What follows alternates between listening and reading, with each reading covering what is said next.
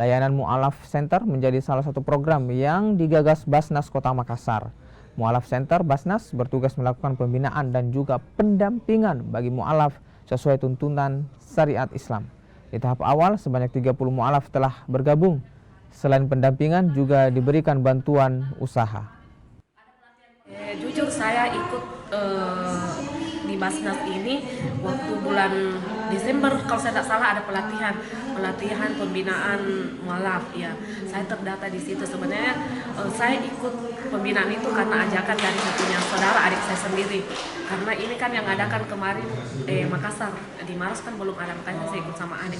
Masalah untuk bantuan karena saya kan baru ikut, untuk saat ini belum ada. Tapi dengan adanya center Basnas di Makassar, mungkin nanti Basnas di Makassar bisa melihat apa-apa yang kami butuhkan dalam mengembangkan usaha kami.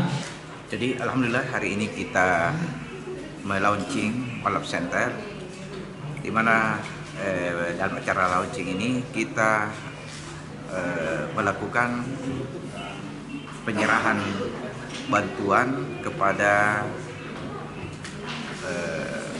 kaum mu'alaf, yang mana pada hari ini ada 36 yang kita berikan pembekalan untuk bagaimana mereka